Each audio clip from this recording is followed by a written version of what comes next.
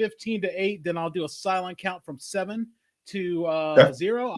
The intro, and then we'll go from there. Sounds good. All right. 15, 14, 13, 12, 11, 10, 9, 8.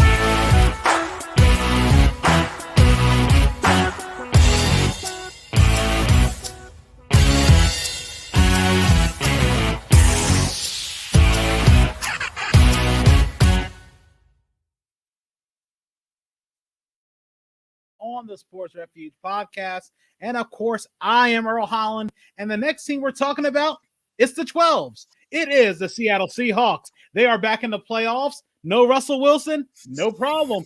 And here to talk about the Seahawks is longtime Seahawks fan, Dave Hudson. Dave, thank you so much for being on the podcast. I appreciate you taking time out of your busy schedule to do this. Well, thank you. There's 14 teams that have a chance to win the Lombardi, and we're one of them. So I'm fired up. Let's go. Let's going into the line of questioning. You're so used to this already. How long have you been a fan of the Seahawks, and what made you become a Seahawks fan? Long as I can remember, Earl. I was a little kid. I'm 44 years old, so the Seahawks franchise is 2 years older than me.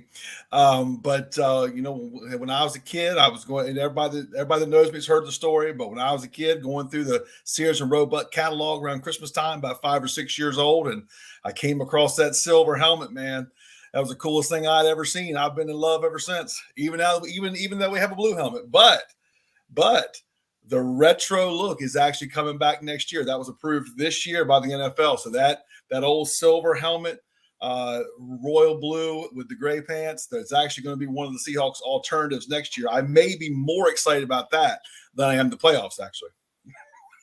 What is your most memorable moment as a Seahawks fan? To you, there's probably a lot of moments that stick out, good or bad, but to you, what is the one that is the most memorable?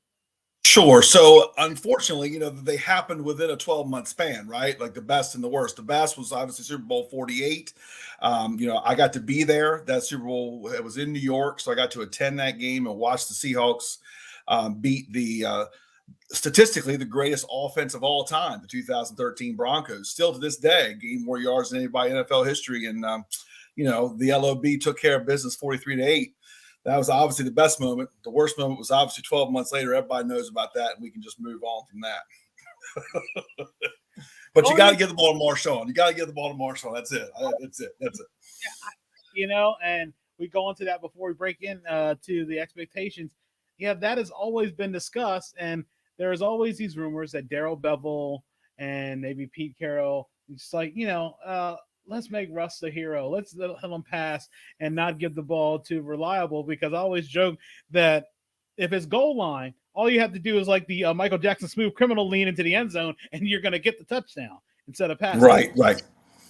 Well, at the time, there was 25 seconds left. It was second down. Seahawks had one timeout.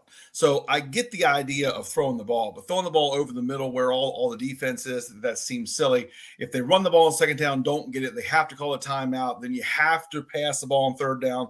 So I don't kill the passing call as much as I kill what pass was called. Throw something outbreaking. So then third down, if it's incomplete, you still have a timeout. You can still run it, call a timeout, and do something on fourth down. Because on fourth down, you can run or pass because it all comes down to that one play, no matter what, right? But I really don't want to talk about that anymore. Oh, come on, you're hurting me. You're hurting me right now. Going into the season, expectations, especially trading Russell Wilson to Denver, getting a heap of draft picks. What were your thoughts about the plan to go to between Drew Lock and Geno Smith? So I will tell you, I genuinely thought we'd be the worst team in the league this year, and I mean that sincerely. I felt like we were going to win 2-3 games, maybe. I did always believe we were going to beat Denver. I did not think Russell Wilson could go into that stadium on opening day and beat Seattle, and I was right about that. But it ended up not looking anything like in the end what I thought. At the end of the year last year, it was obvious that the Pete Carroll, Russell Wilson thing was going to go awry. And I'll be very honest with you. I was pro fire Pete, keep Russ. And that was what I wanted them to do. And then when the owner came out and said that, she supported Pete, I was like, uh-oh, it's coming. And, I did like the trade. I did like what we got. But to be honest with you, I thought, again, we'd win 2 or 3 games. We get an early pick, both with Stroud and with Bryce Young, both probably coming out at that time. Now we know they are. I watched a lot of those guys this year, early, especially because I still expected that to happen again. After we won the first game, we lost the next 2. So I was still thinking, this is going to be a 3-win season up until about October. So yeah, I mean, this season has been, as far as versus expectations, I feel like Seattle is playing with more house money than anybody in the league, and Jacksonville too. But again, Jacksonville used number 1 pick on a quarterback. I mean, they expect to be this eventually. In Seattle, this is a complete shock, and it's all about this guy right here. It's all about Geno Smith. I mean, he's been the story of the year, certainly for the Seahawks, if not in the entire NFL. Was there a point you were confident they were going to make the playoffs? I know they hit their stride in the middle of the season, had a bit of a struggle going into the final game of the season, but was there a particular point where you're thinking, okay, yep, the 12s are going back? Yeah, when they beat the Chargers and the Giants back-to-back weeks in, I believe that was week 7 and week 8, got us to 5-3. Then we won again and got to 6-3. I thought it was possible, but again, I mean, when you watch these games, teams can win. There's a difference between a team winning and a team, looking convincing winning. Seattle really hasn't looked convincing against anyone all season except for the Chargers game. Now, the Chargers game, they actually look good, but the Chargers, as we know, as they do every year, seems like, had a ton of injuries going into that game. So, yeah, I was pretty confident then, but I still thought anything could go wrong. I did not expect losing to the Raiders, losing to Carolina, late. So when we hit that stretch, frankly, with 2 weeks to go, I didn't think that we would get the playoffs. I didn't think we'd beat the Jets. I thought the Jets would come in, but then the Jets started looking bad. So we beat the Jets. The Rams always give us a hard time. We were very fortunate with the schedule that both of the Rams games were late. So Stafford was already out, didn't face Stafford either time, didn't face Aaron Donald either time, didn't face Cooper Kupp either time. So we really got fortunate with that part of the schedule. And beating the Rams at the end in overtime, and then, of course, beating the Jets in week 17. And then those Lions came through. You got to love the Lions. I think the Lions are a better football team than we are, but we beat them early in the year, and that's why we're going, and they're not. What was the point you were worried that they weren't going to make the playoffs? Yeah, probably that Raiders game, because you know how this is, Earl. You're a fan just like everybody else is. You look at the schedule, right? You start saying, okay, we're going to win this one. We might not win this one. You start looking ahead, and when you start losing games that you kind of mark up as wins, the Raiders was one of those. Again, Carolina was one of those. Early in the season, we lost to Atlanta and New Orleans, which again, early I wasn't surprised, but then when you look back on it, you're like, ugh, we kind of gave those away. That was really the point when we got down to 7 and 8 with 2 weeks to go.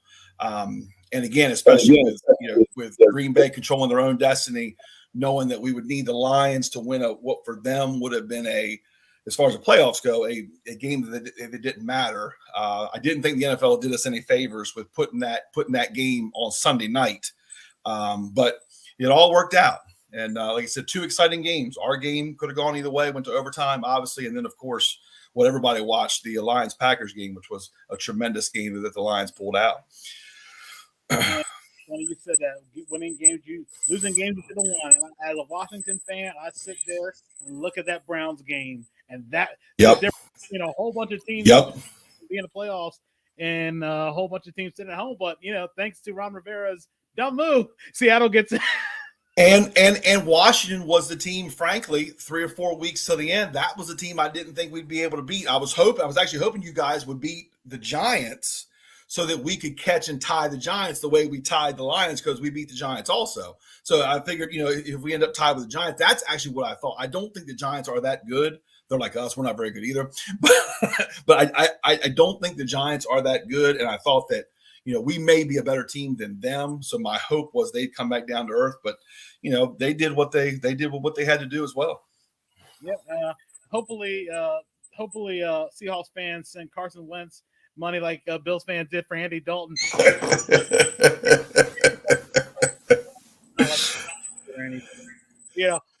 Going into the matchup with the brackets already set, and we already know the matchup is with the Seahawks. Who do you think you match up the best with in the NFC playoff bracket?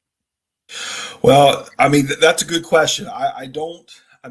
We've already played Tampa Bay in Germany, played them tough, lost 21-16. I got to be honest with you, Dallas looks bad. Dallas looks bad. I don't know who's going to win that game, but that would be the one I'd want to play. Now, of course, being the 7 seed, we've got to, if we beat San Francisco, which is highly unlikely, we then have to go play the 1 seed. So for us, I don't know that it matters a whole lot, but I would say, I think we've got as good a chance as anybody other than San Fran and Philly. And of course, we'd have to play them. If we somehow found a way to beat San Fran, we'd have to play Philly. So I don't like our chances to get to the Super Bowl a whole lot. But yeah, I think we match up well with Tampa. That's probably the best team, and since we've played them already. And I will say, we are playing the 49ers. A lot of people have the 49ers going to the Super Bowl. They are outstanding, but we're not afraid of them. We've played them twice. I have a feeling they would have rather seen Green Bay than us. Not because we're better than Green Bay, but because we're not afraid of them. Like, they're not going to intimidate us. They're more talented than we are, but we're not going to be afraid of them. We're going to go in there and play and see what happens. And of course, the Niners always have Aaron Rodgers' number. Doesn't matter who the quarterback is, they always have. Yes, you're right. Who's the team, as a Seahawks fan, scares you? Is it the Niners? You mentioned you don't, the lack of intimidation factor. Is it Philly? Is it Philly because you look at Minnesota. No one's afraid of Minnesota right now either. Right. Well, by far the team I hate the most in the league is the San Francisco 49ers. I despise them. Russell Wilson is actually 17-4 against the Niners in his career, and he's 1-0 with the Broncos. He can't beat anybody with the Broncos, but he can beat them. But anyway, they're they don't miss him in Seattle, I can tell you that. But I hate losing to them. I absolutely hate it. I grew up in the 80s. A lot of my friends from high school are 49ers fans. I get a lot of, I hear from a lot of people on Facebook when the 49ers beat the Seahawks. So I really love beating them, hate losing to them. So I'm not really excited about them being so good and playing them right now. I actually told my brother before week 18, I said, I'd almost rather lose than go to the 49ers and lose to them a third time this season. But I lied. I'm excited. I'm ready to go. But yeah, it's the Niners. That I think they're the best team in the NFC.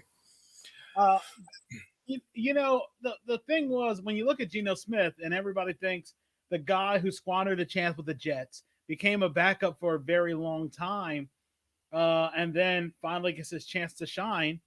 What were you thinking that Geno Smith could do? What is it that he does so well that has helped move the chains for this offense on Seattle? Well, that's a great question, and I think with him. So if you go back to do the preseason, it was really funny because a lot of people were just convinced Drew Lock was going to start. That was all you read in all the magazines. That was all you saw on all the pundits who, frankly, don't watch Seahawk games. I'm sorry, I'm not trying to call anybody out. The national, no one on ESPN watches the Seahawks. Trust me, I listen to them talk about them. They have no clue. Okay, Pete loves Geno. Pete has always loved Geno since he showed up in 2018, and I knew he'd give Geno every chance. Geno has more arm talent than people realize. The guy can make every throw. He has average to slightly above average accuracy. He makes good decisions with the football. Now, we've seen that regress a little bit here in the last 4 or 5 weeks, and he's not a running quarterback, but he is a good runner when he decides to go. Seattle's real weakness on offense is the interior offensive line, guards and centers. So teams that get a push up the middle and Geno can't really climb the pocket, that's a struggle. That's what I worry about this week with San Francisco.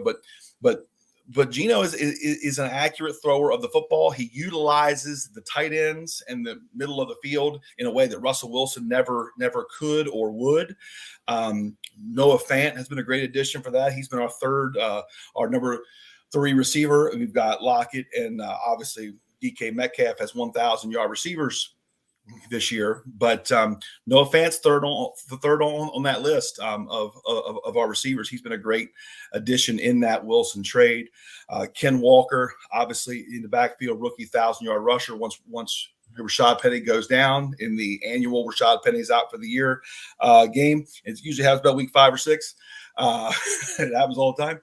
But Ken Walker's been great, 1,000-yard rusher. So offensively, it's a pretty good football team. You're going to see, again, I think you'll see them invest in guards and center in the offseason, whether it's the draft or free agency or both. But offensively is not the problem with this football team. I mean, they are a solid offensive team, top 10 passing offense. So that's not the problem. The other side of the ball is the issue. But yeah, so Geno does a great job, keeps the sticks moving, great on third down, high completion percentage, doesn't go for the bombs as often as Russ, not anywhere close, but again, much more accurate over the middle of the field. Going into the Super Bowl prediction, who do you have coming out of the AFC? Who do you have coming out of the NFC? And who's going to win, and what is the final score? Well, I do think the three teams in the top of the AFC, and my Eagle fan friends are going to be really upset when I say this, but I think the 3 best teams in the AFC are better than anybody in the NFC. Picking between Cincinnati, Kansas City, and Buffalo is really difficult. I'm going to take Cincinnati. I think even though I think Pat Mahomes is the best quarterback of the group, something about Joe Burrow, man, I mean, that guy's got it. Jamar Chase, Joe Mixon, T. Higgins. I mean, they are loaded on offense, and other than Buffalo, they probably play the best defense. They certainly play better defense than Kansas City, and they have Kansas City's number. The real question is going to be Cincinnati's got to beat them both as third seed. So they'll have to beat Buffalo in the divisional round, and then turn around and beat Kansas City the next week. That is a tough ask. That is a real tough ask. But I am going with Cincinnati in the AFC. And in the NFC? I mean, it can't be the Niners because we're going to beat them. So in that case, I got to go with the Eagles, right? If we're playing for money, I'm probably going to take San Francisco. But entertainment purposes, we're going to beat them, and it's going to be the Eagles. And final score of the Super Bowl. I think Cincinnati gets it done. They're probably looking at maybe a 28-17 Cincinnati victory. And I know I'm going to mention this a lot. Everybody's looking at what happened last week.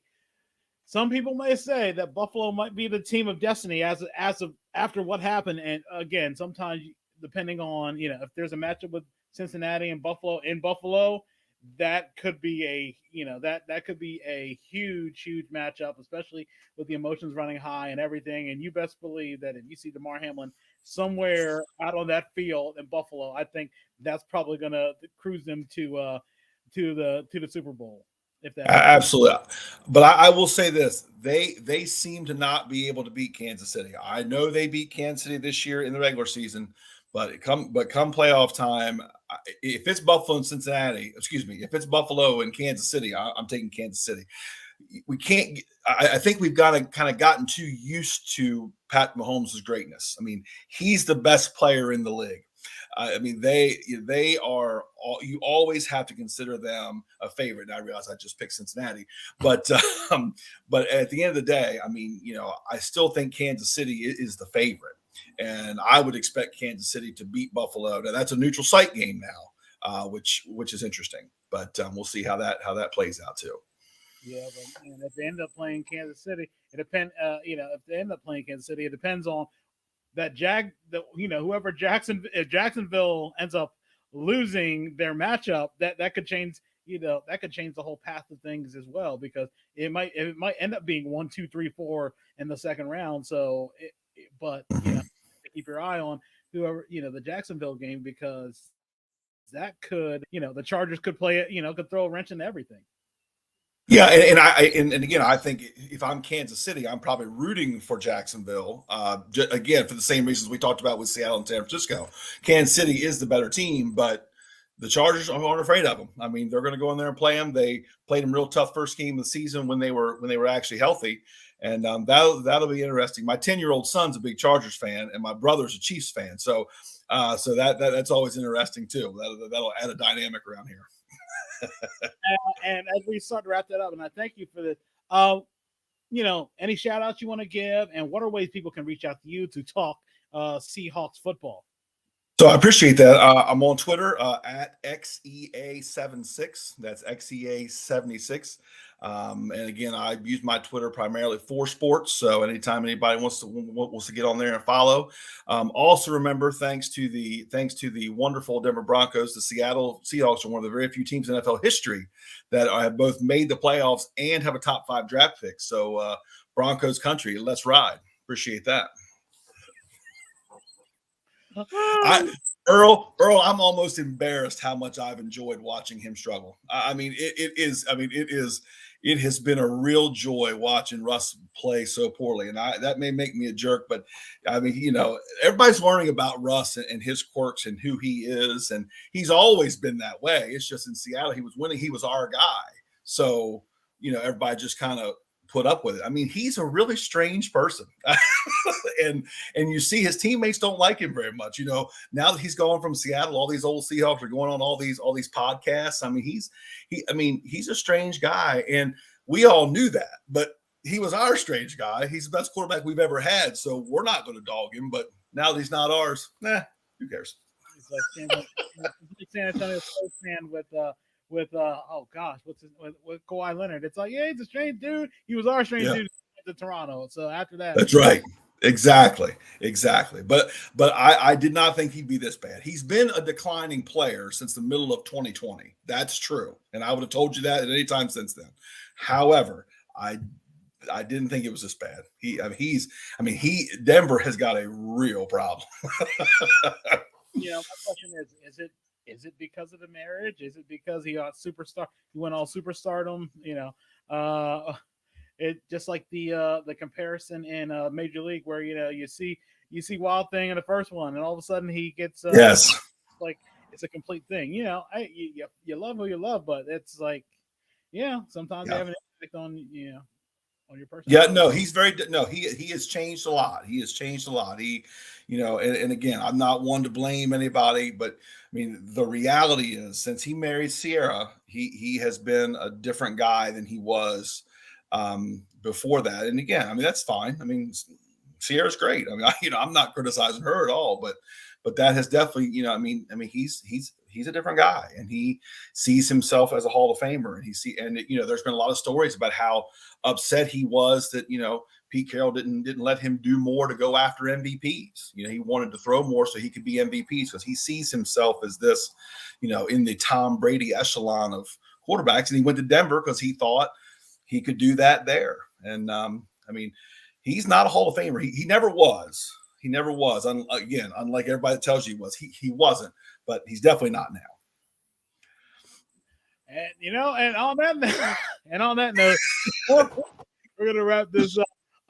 Dave, thank you so much for doing this. I really appreciate it. For everybody who's been watching, we got one more interview. We got Jeffrey McCoy talking Kansas City Chiefs football, and that'll be around the 9:00 hour. And again, for everybody who's been watching, I appreciate it. And for my guest, Dave Hudson, I am Earl Holland, saying thank you guys for listening, and we will be back very soon again.